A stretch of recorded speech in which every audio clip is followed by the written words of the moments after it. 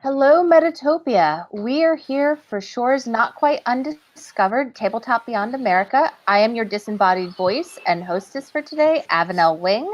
And I'm going to ask each of the panelists to introduce themselves and tell you where they're coming to us from. Let's start with Pam. Okay, hi. I think Metatopia may be sick of my face after tomorrow, but yes, I've been in Metatopia panels. I'm Pam Punzalan. I'm coming to you from a lovely evening in Futureland, Manila. I am a queer designer and I'm Filipino. You can find me on the Dovetailer, Twitter, Itch, Patreon, everywhere. And you'll occasionally see the ghost of my partner, so yes. Awesome. Alastor? Hi, I'm Alastor. I'm from Mexico. This is really early for me. Sorry about that. So yes, I'm Alastor. I'm from Mexico, and I'm also an RPG and game designer. Mainly focus on TTRPGs and some kind of board games. And Vince. Hello, everyone. My name is Vince. I use he/him pronouns. West Indian by Canadian, coming from the progressively more frozen north.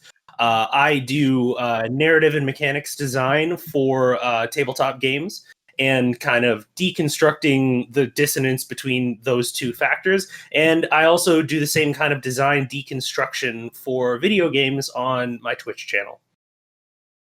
Awesome. I'm really glad you guys are here. Thank you for joining us. I was hoping maybe, Pam, if you could just in one paragraph summarize what it was that you were hoping for when you pitched this, or with any of the three of you, summarize what you were hoping for out of this conversation. What are you hoping to teach the Metatopia audience or get them thinking about? Well, I think that a lot of people have circled around this across several panels, and it even comes out in game design panels in Metatopia and otherwise. The fact that especially in the past 2 years, you have seen a lot of creators beyond America coming forward and saying, hey, I do game design. And more often than not, the question that gets thrown back at them is, where have you been all this time? When in actuality, people have been doing this for much longer than a lot of the gamers in the United States would think. So I was hoping by putting this panel together, ideally I was supposed to get more people on it. I was thinking of getting somebody from Africa and someone from Europe and someone from the Middle East using the network that I had so that each one of us could come together on a time zone and just talk about our contexts and maybe ask some questions. The point is to start a conversation, not really provide solutions, and to kind of frame it and go like, hi, we're here. We are going to stay, and it would be good if you'd listen to us. I think that's what I wanted out of this panel. I'm so excited by that as kind of a goal and an agenda. So I would love to hear from each of you a couple of things about your local design community. Like you said, your communities have been making games and in these sandboxes for longer than most American audiences would guess.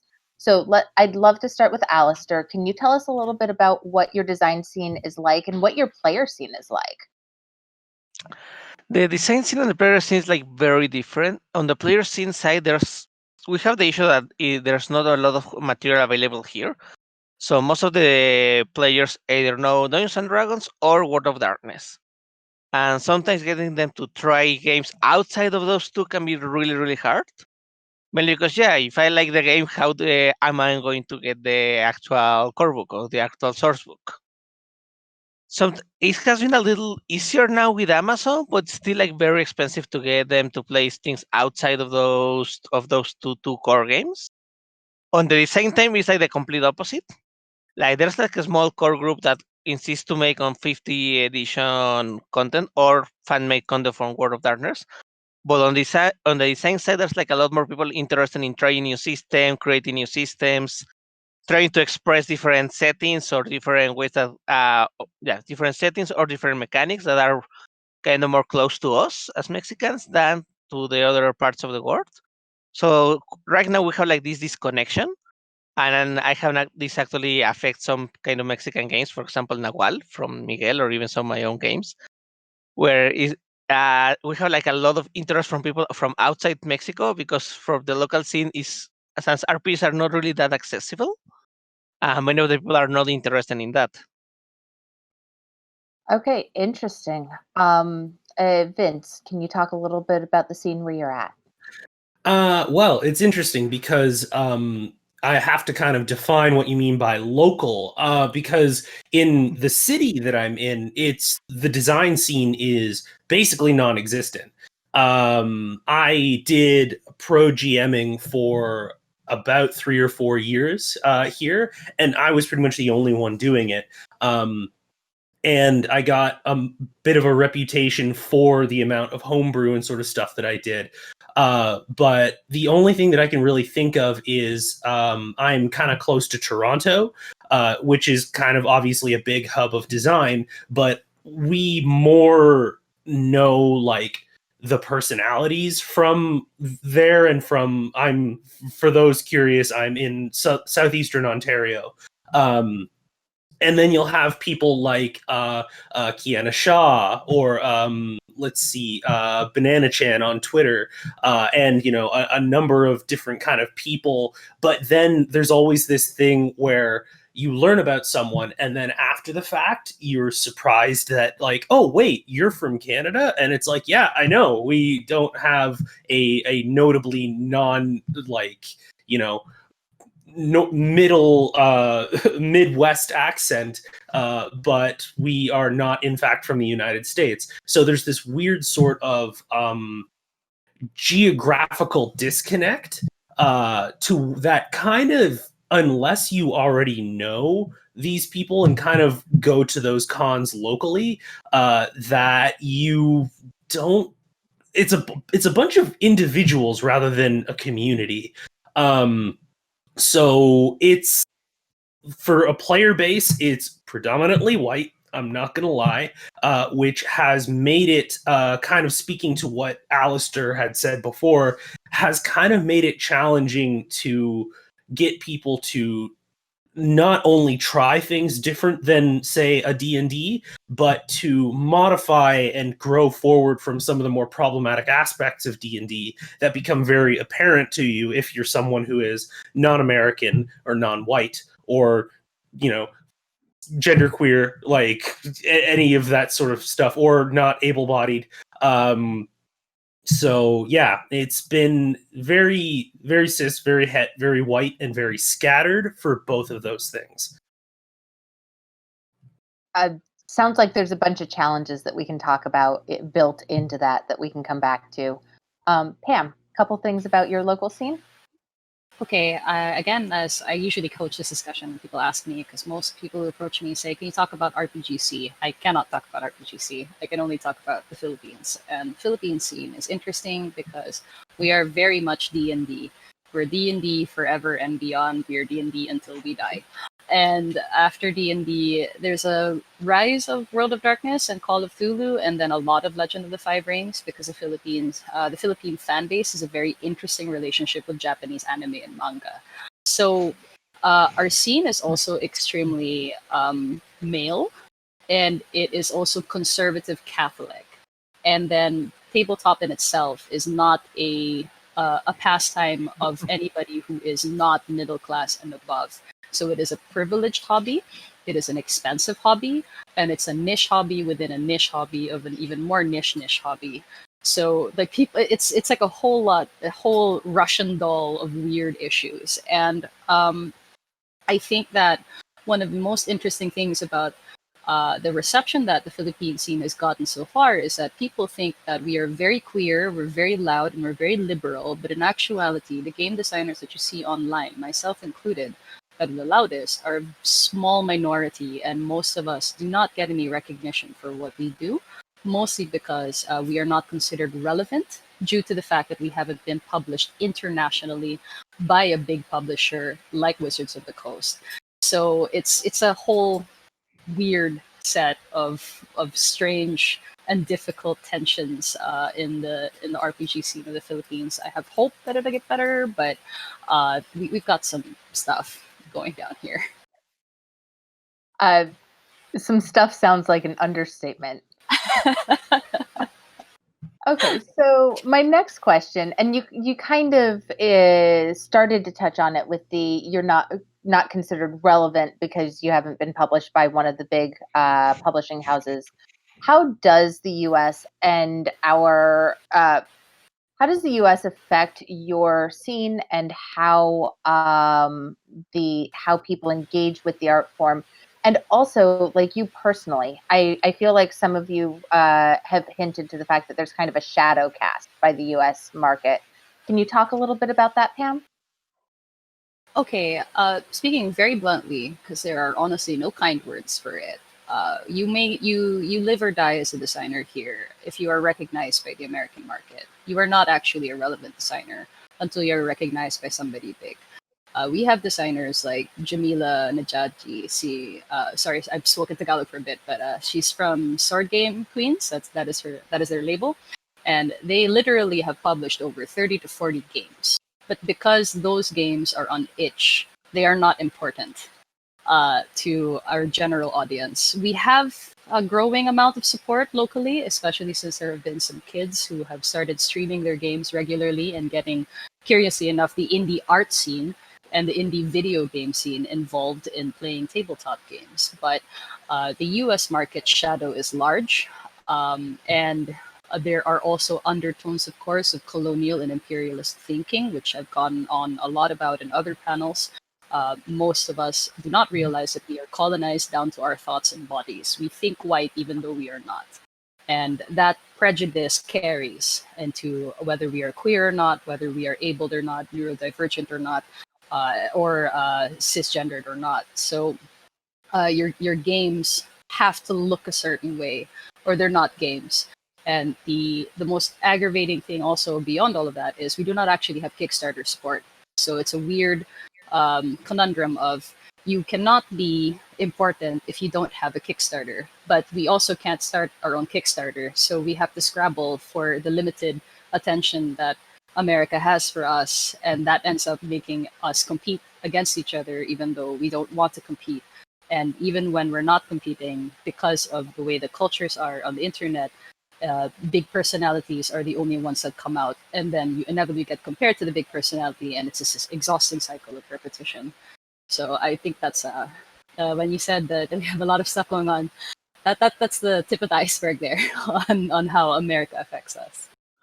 I really appreciate that you're having these conversations so that we can start to shift how the American audience is interacting with your communities. Thank you. I see you and I appreciate you. Alastor, can you talk a little bit on the same topic about how the American market affects your scene?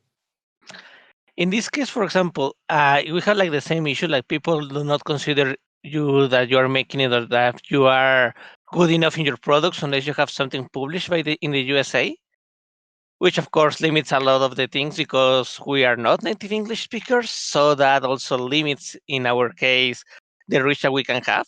Like if you want to be published in the USA, you have to speak English. And if you want to be seen here, you also have to publish it in Spanish. So there's like a demand that you have to actually be able to publish in both languages at the same time, which is very unrealistic. Like we can publish in one and then do the translation because working on them at the same time is very, very hard. On the Kickstarter side, well, we do have Kickstarter support to the region. One thing that we have found, and this is more on the client side, is that people do not support Kickstarters outside of the Europe and US Canada conundrum. So if they see that your local coin is not in any kind of Canadian or USD dollar or the pound or euro, people will not support you because they think it's a scam. And this has happened to a lot of local creators that they try to launch their Kickstarter. Even aside all the Stripe fees and PayPal fees that they are outrageous, like for our first Kickstarter, we lost around 20% just in fees instead of the usual 5. So even with the Kickstarter support, you have to look for people in the US that can support you or find a way to make a USA account, which both of them require like a level of either connections or a certain amount of money and privilege to be able to do them. Because there's like a no good option if you are here and you want to do, for example, a board game or there's just a RPG. It's easier.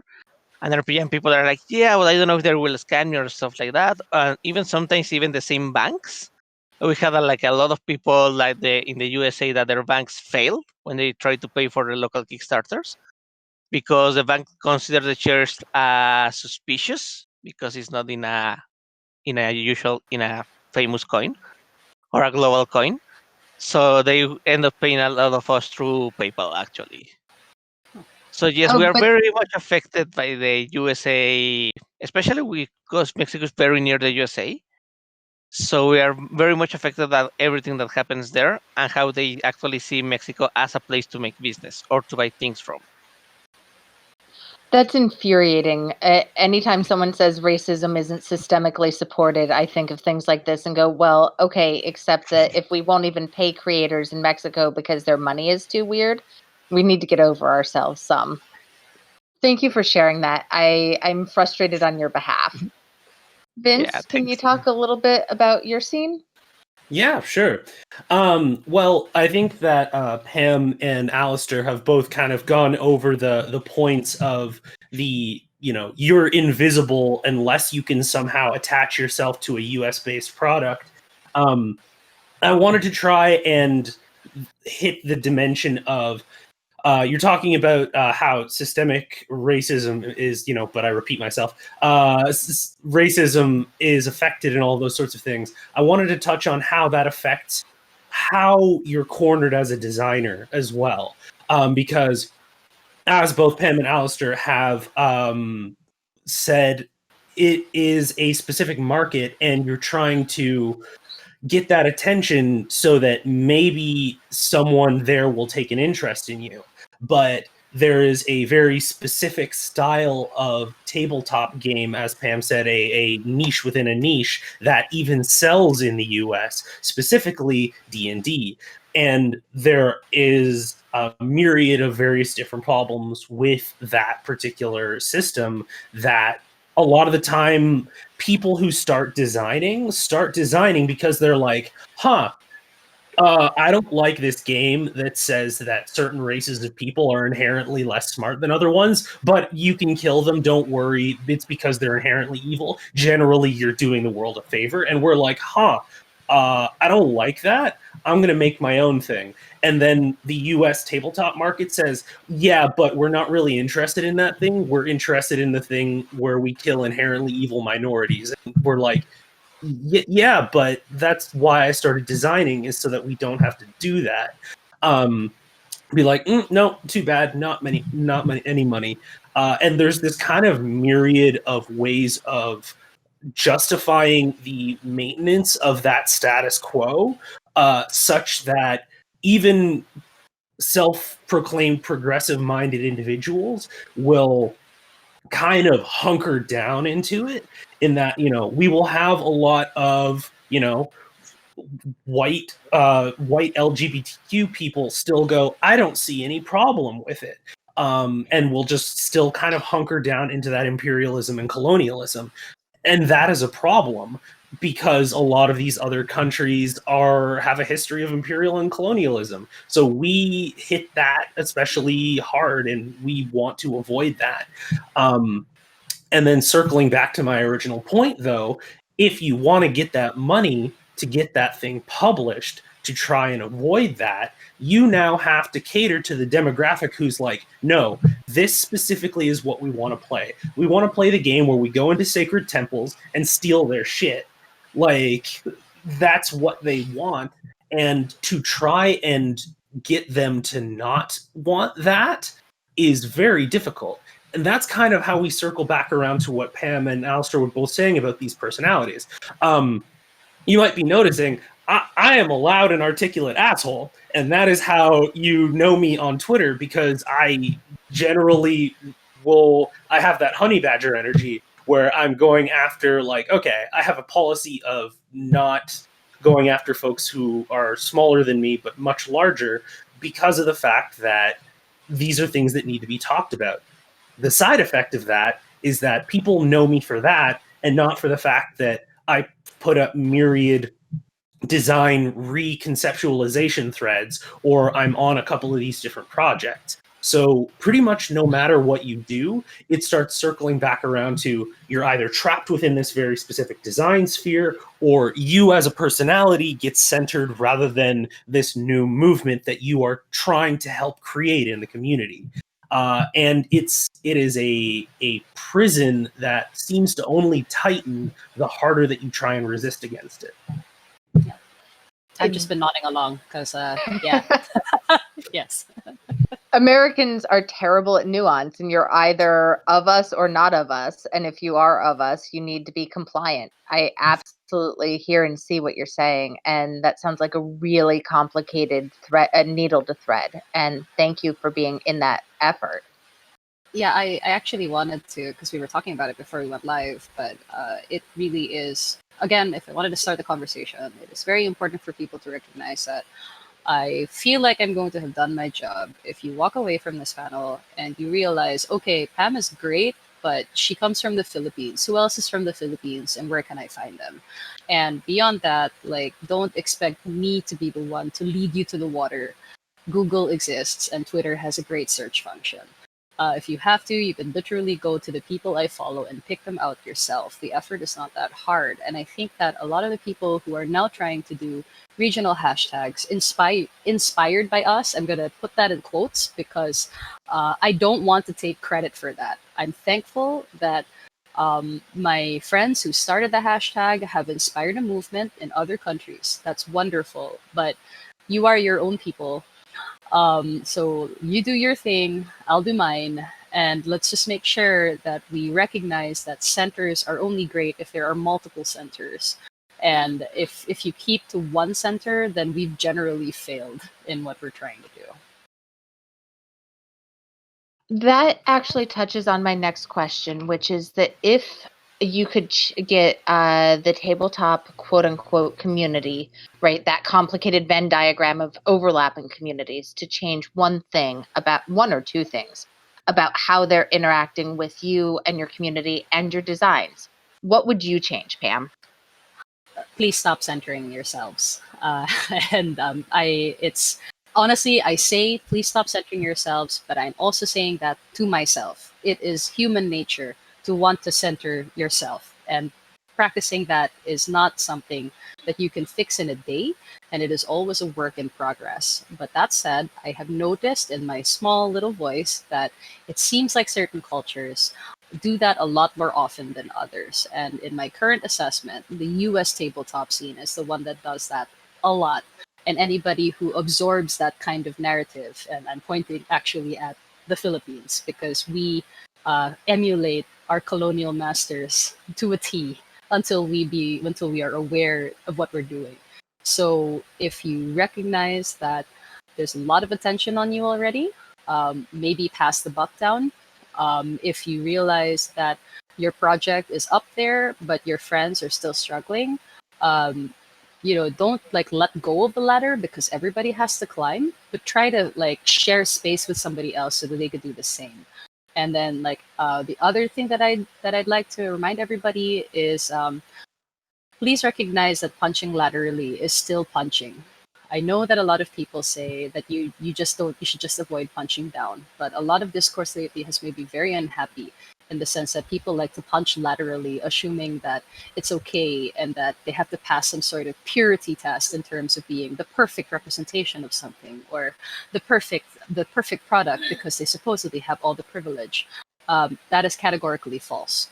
So learn to stop centering yourself. Also learn to recognize that there are people around you, and learn that punching laterally is still punching. So that would be my end.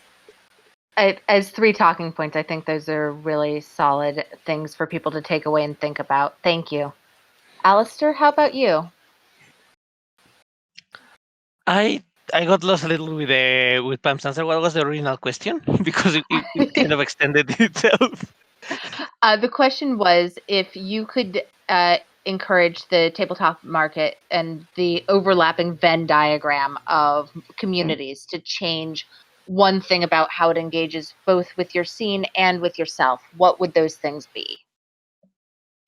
I think like the main thing I will expect them to change is to not expect the same kind of products always, because there's like this huge that if you're from Mexico, you have to do either Mesoamerican settings or this kind of of this kind of modern kind of settings with corruption and narcos and all of that stuff. And people are like, no, I don't want to do that. There's like a lot more, even in the local mythology, I can do like modern style. There's like a type of setting that I do not like the translation in English because it's colonial and that's a very loaded word. but like the period when there was like this intermixing with Spain and native cultures here, because it was way different than in other parts of the world. And like there's like many other kind of settings that we can develop and that we can approach, that we can offer, and people are always expecting the same. And it's like, oh, it's not like bestial Mesoamerican Mayan and Aztecs. We don't want that. It's like there's a lot of more kind of products that you can get from us, and just, so please be more open to the offers. I think that will be like my main takeaway for people about which kind of product they're expecting from us. Yeah, I think that will be my main takeaway. Like, don't expect us just to play to the stereotype and play to what you are expecting from our games, when there's like a lot more that we can do. Okay, that makes a lot of sense. Thank you. Vince, do you things that you would change about the scene? I think that Alastor, I was just kind of like I was trying to hide my game face. You took my answer. I was Sorry about that. I was going to say, there's this thing about like, even though people are talking about like being inclusive and having these other voices. So in high school, I used to sing in a choir. And the thing about that is that if you sing with a different quality of your voice, then you are pressured into making sure that you are in harmony with everyone else.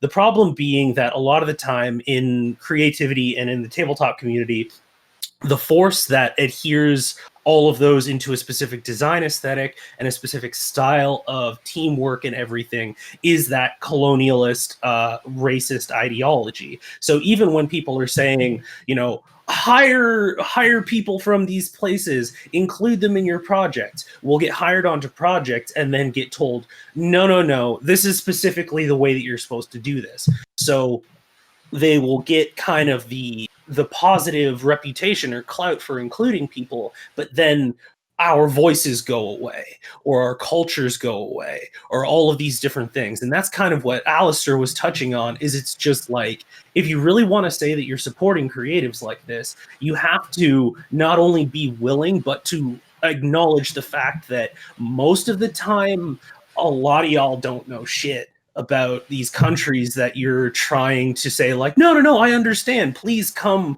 be a part of my project, or we want to hear from you, but only this very specific slice of the pie of this demographic that you're a part of. It's that thing of like, no, tell me your story. I want to know about what your experience of these things are and how you approach these different things. And a big thing is putting those marginalized voices into positions where they can make decisions. Because the whole like, oh, look, hi, I'm white CEO. I'm going to take you to the room where we keep all of the brown people who work on our project. And like, the shit doesn't fly. So there's this whole thing of giving people the power to change that narrative and recognizing the barriers that might keep them from doing that. Things like time zones, because this panel was originally a while back, but because a lot of us are in different places, that was a big challenge. Things like lack of resources like Kickstarter, things like xenophobia towards currency. What? And the thing is actively working to break down those barriers in your institutional expectations and in the structure of your corporation in order to change that structure. Because it's that sort of thing where if you don't get told that this is not the way that we do it all over the world, a lot of places will assume that that structure is just like inherent to everything and quote normal, but it's a structure that keeps a lot of voices silent and keeps a lot of people out. So the TLDR of the answer to your question there is recognize that America is not the default and needs to actively work to change certain structures that keep it a specific shape that keeps people out and keeps people silent. If you want to have these stories and claim to be progressive and supportive and equitable. That's really powerful. Thank you. The empowerment versus representation conversation is one that we tiptoe around, right? And there are some people who are having that conversation in the American market, but it is an uphill climb, right? Put someone in charge that is somewhere else. Deal with the fact that you're going to screw up time zones and be humble when you screw them up. That's all hard. Pam, go ahead. Yeah, I was just going to say that what Vince was talking about empowerment, I do want to go back to a slightly more positive but no less punchy note that I literally would not be here had it not been for people taking a chance on me. Last year, people did not know who I was, and I did hear stories. I will not mention names because I know that they might get uncomfortable with this, even though they're very nice people. I was told by a few that Pam, you looked really amazing. And I decided that I was going to support you. And apparently, when they made that decision, many of their own network was saying, but you don't know her from Eve. She could be a scammer. She could just be some hungry girl in the Philippines, like trying to get your money. Right. And for hungry girls from the Philippines who want money can't possibly be game designers. How dare you need to eat? Exactly. And I'm so glad that you pointed that out, that we made a joke out of it, because I have been told to my face that I'm selling out by deciding to go into the industry. So it's a whole mix. People took a shot and made the leap of faith for me to be here. And that is how game design has changed my life. I can have money to get what I want and to actually support myself now because somebody decided to fight against the system and put me on the map. And if the thing is, we cannot rest at just one success story. I am not perfect, and I'm sure that I will miss many marks in my career.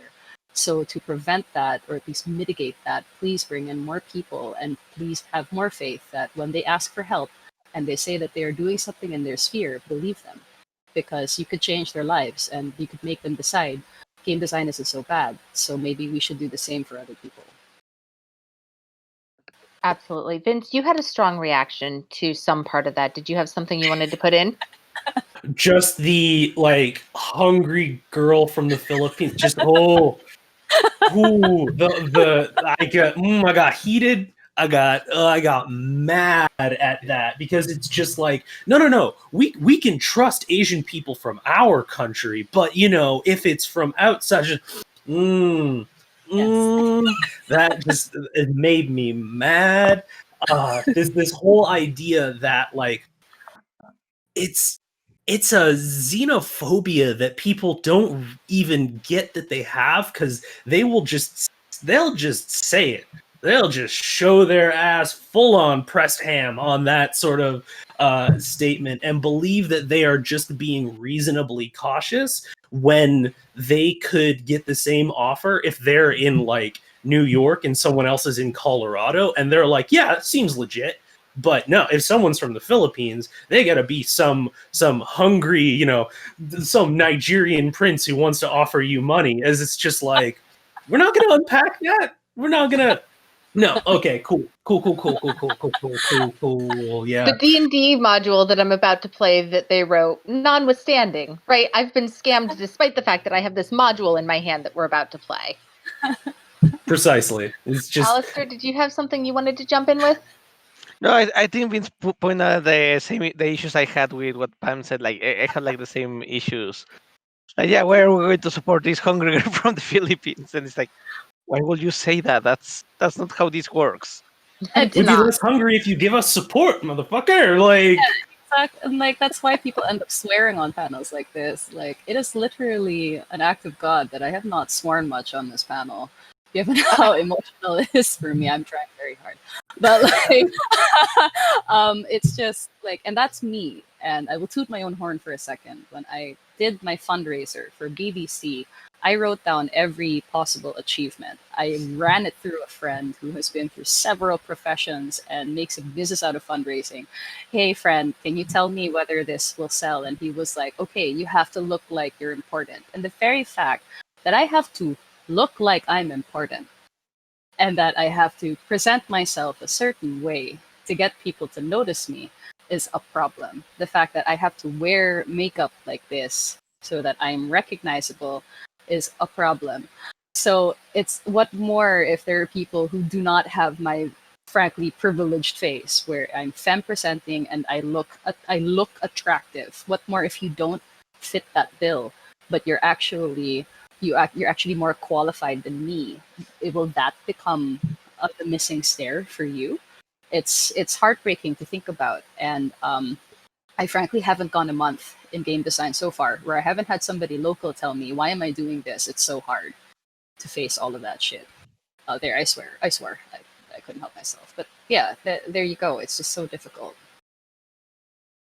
It sounds it. And don't worry about the swearing. I'm a New Yorker. It's a punctuation mark. You're fine. And I mean, I actually, to kind of touch on that, because I know Pam and I specifically have had this conversation in our spaces before, but for me to switch gears away from my potty mouth no lips, away from to something maybe a bit more professional, and kind of that's maybe a problem, is that I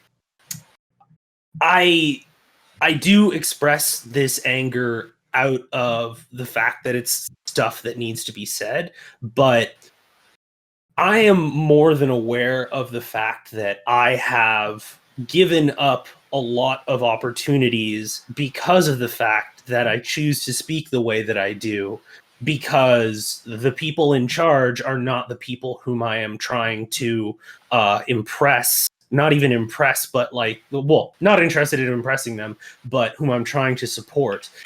But I am, like I said, I'm West Indian, but I can pass white. A lot of people don't have that ability. So a lot of people can't be as out and as forward and as shouty as I am without giving up a lot more. And the fact that individuals have to force that anger down in order to be palatable for the people who can maybe give them a chance, not even a guarantee, but a chance to make a living for themselves, is a problem.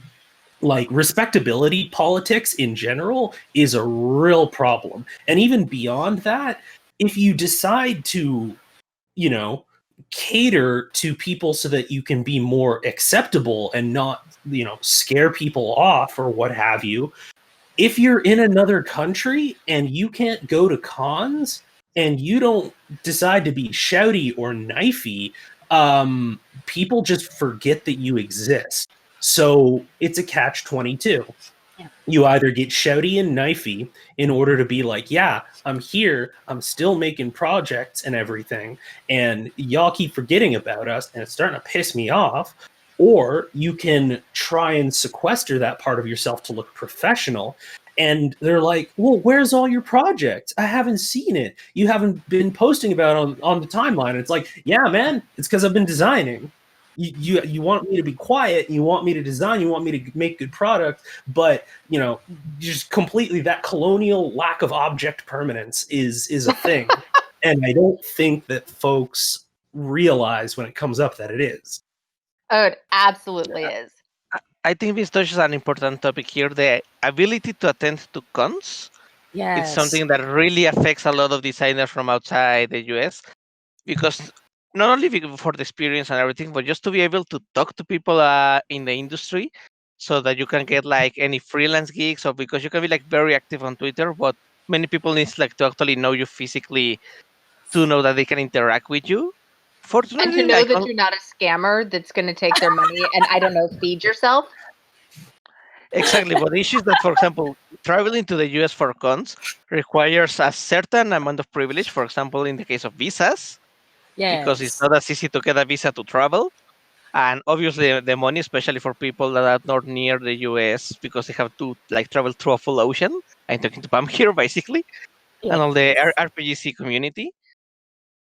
So that Yeah. also pay the payment of the entrance. Like, for example, last year at Metatopia, we tried to bring like more Mexicans, and it was actually like, it was a good experiment. We actually managed to do it, but it was still like very expensive, because a lot of the people that we wanted to bring was like, yeah, but they rejected my visa because they consider this to be work. Like, yeah, but it's like a convention. You're not going to work there. It's just like 4 days. So that thing that also separates and discriminates against a lot of creators that don't have that ability to attend to cons, to do that kind of networking.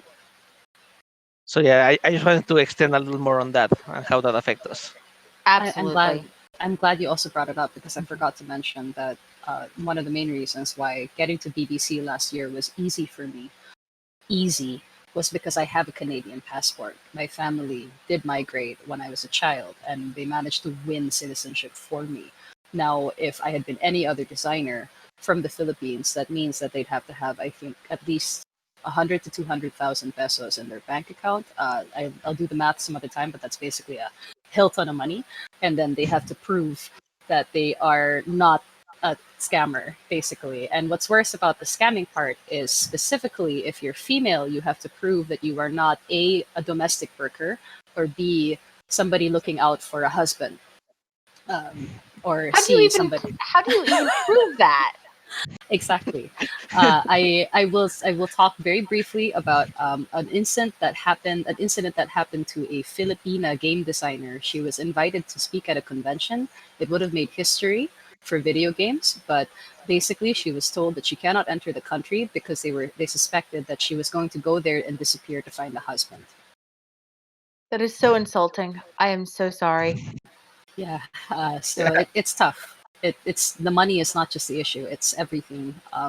It's just a lot. All right, I'm gonna.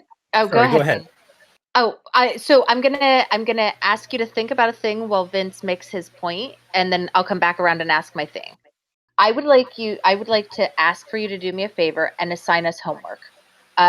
Tell us 2 designers or 2 resources that you want the American audience to go make themselves familiar with, ways that you want them to challenge themselves this week.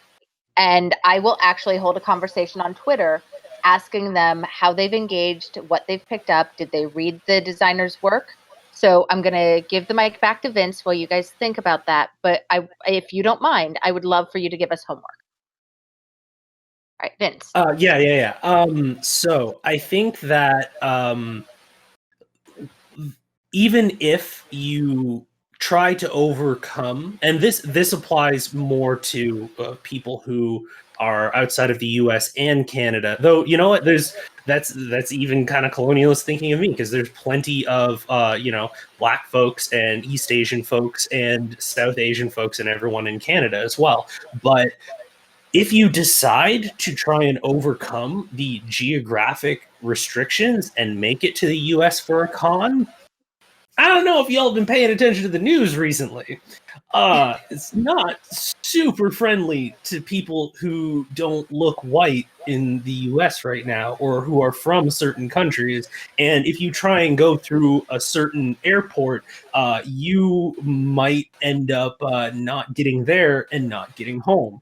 There was a Latinx designer who works on iHunt, which is the a really good RPG by Olivia Hill, who Francita, I hope that I'm pronouncing your name correctly, came through to come and visit their friend, and ended up being detained in in LAX for a time, and there was a whole Twitter campaign to get her legal representation, so that not just she could get into the US, but that she could get home. Well, it's that whole thing of like, okay, even if I can overcome this, what's the risk that I am literally going to either catch a deadly disease, or be imprisoned, possibly for life, for the audacity of trying to get into a country while not looking white. And it's once again that thing of, even if you can quote overcome it, it will still become this thing of like, all right, so how badly do you want it? Do you want it badly enough to jeopardize your own safety by existing in this particular space?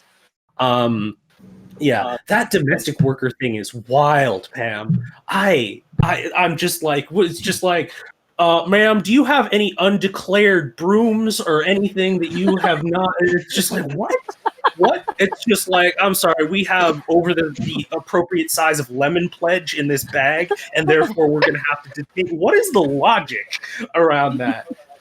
Ah, my goodness. They might come and steal jobs that Americans don't want to do. Yeah, that's the logic. That is the yep. That works. That's the logic. Alastor, do you have homework for us? Yeah, I think if I could pinpoint to two designers, I think one of them will be to check the work of Duan Figueroa. He's like a very good Argentinian designer, and he also does a lot of art. So he has been trying like to balance the idea of making games and also making a lot of art. And for the other, I will mainly try to look for games from. This is not going to be focused on Latin American designers. Look for games from designers from outside the US and Europe that do not appeal to your stereotypes of what you expect from us. So, for example, maybe look for a fantasy game system, just like a crunchy system from someone from the Philippines, someone from India. So you just not expect them to do. Yeah, I just want their local version of setting. Just see what else they are doing with that. You know what? It's really interesting. Someone made a comment about the fact that when you translate into another language, you have to adapt for how that culture interprets things, like hit points.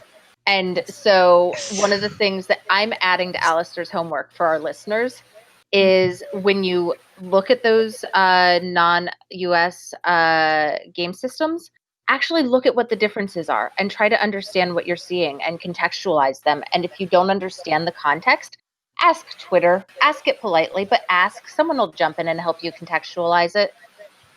Pam, homework. Well, for one, look beyond me. Yes, you can support me. That'd be wonderful. I will deeply appreciate it. I will not be so indebted to you, but I will appreciate it very much. But look beyond me. Check the hashtag RPGC out on Twitter because people are using it more and more. And you'll not only meet people from the local side of Southeast Asia, but you will meet diasporic creators who have been welcomed with open arms into the hashtag. They are loud and proud, and they're very happy, it seems, that somebody created the hashtag in the first place. So look beyond me. Check the hashtag. And then third, and this one is a bit of a difficult ask, include us in your projects in a much more structural fashion. Don't just hire us as the token RPGC girl or the token Filipino creator that might bring something cool to your project. If you can sponsor a Kickstarter for somebody, do so. I can count off the top of my head 10 to 15 creators from the Philippines alone that could benefit from a Kickstarter. If you're willing to take those risks, that would be wonderful.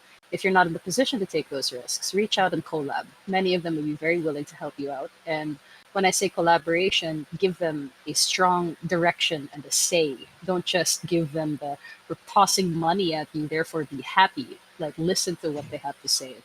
Give them something. And when they tell you that they want to do a thing their way, like, remove the caucasity and just say yes. Let them do their thing, okay? Because if you just trust them, it'd be great. Okay, and Vince. Okay, so two designers. Let's see here. First and foremost, I'm going to give some love to my fellow Trinidad friend here, Brandon O'Brien, The Rising Tides.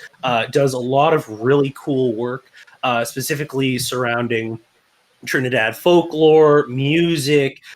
He's a beautiful, beautiful poet.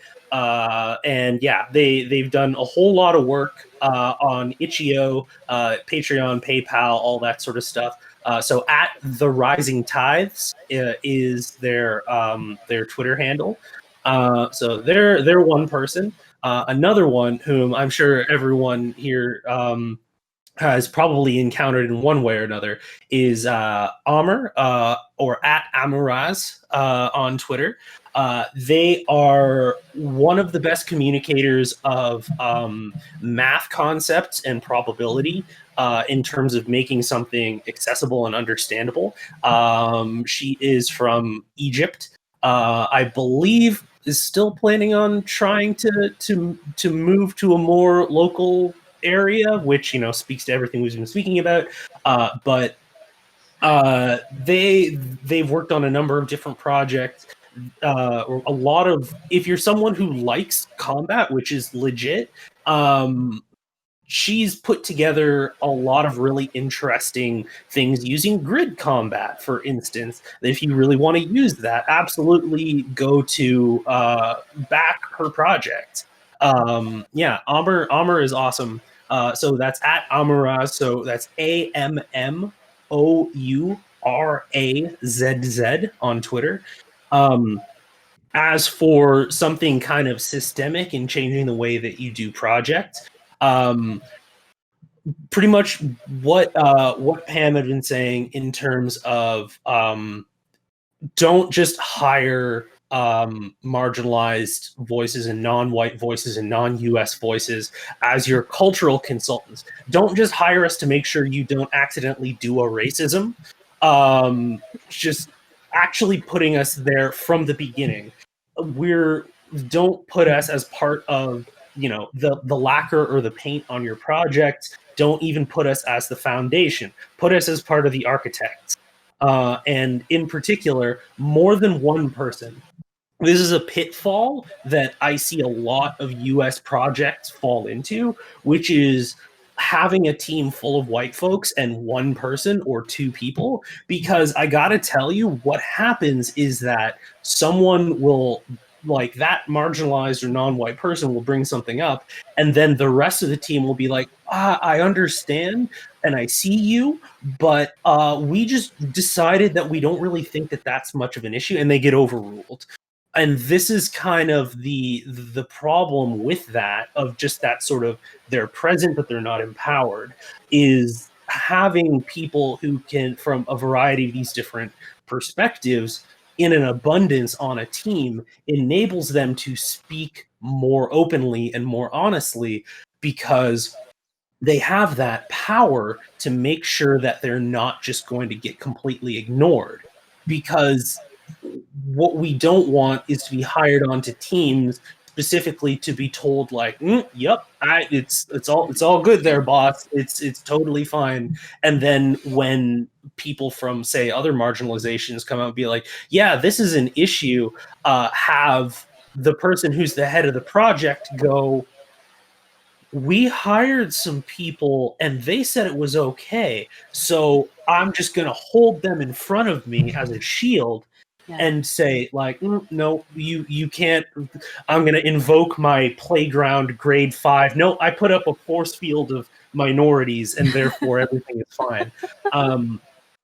It is of abundance and paramount importance to have power on those teams, and presence does not necessarily translate into power. You need a multitude of voices, or so that those white or US voices are not the predominant ones on a team.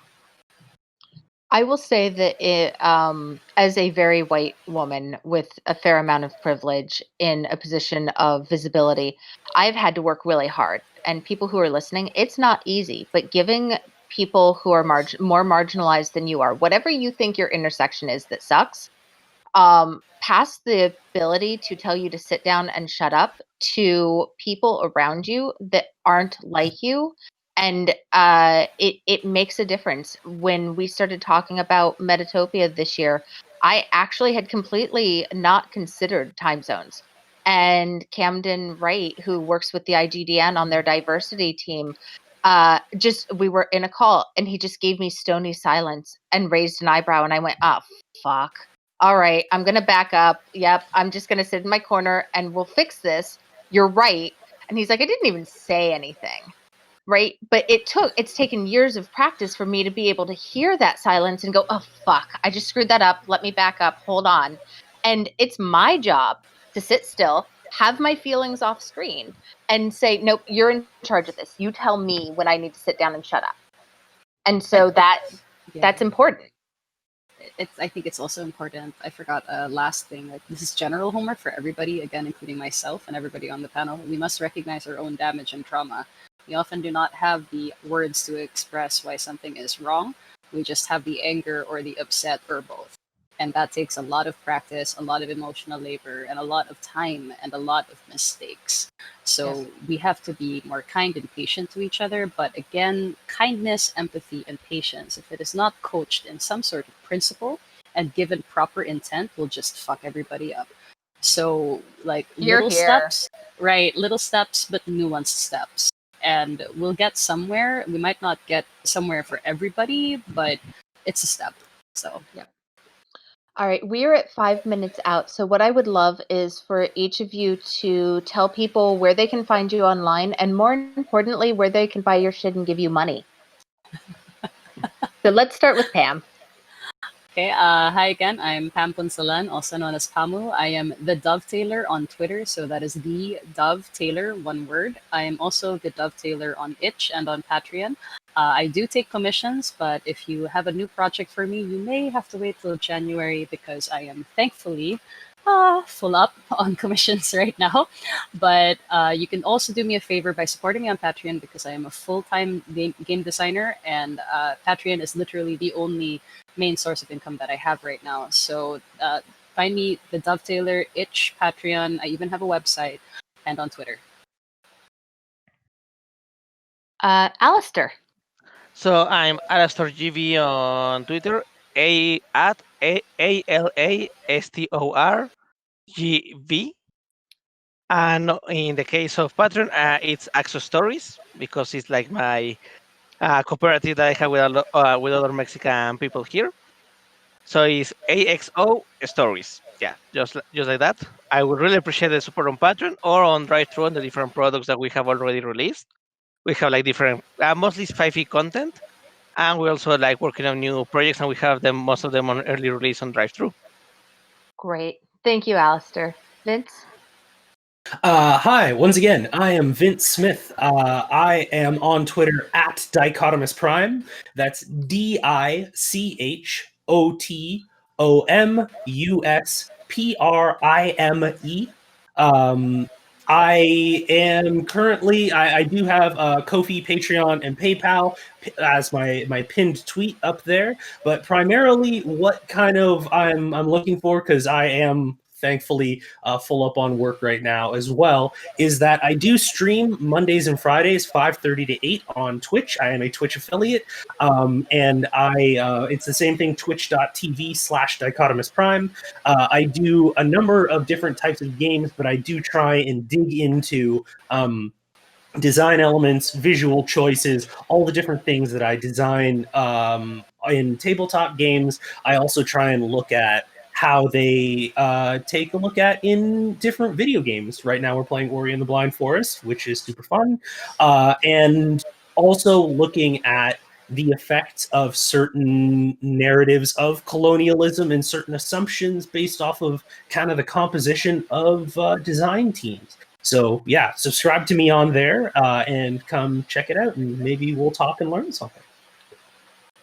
That's amazing. You've all been wonderful. Thank you so very much for joining us. Yeah, thanks. Thank you. Thanks for having us.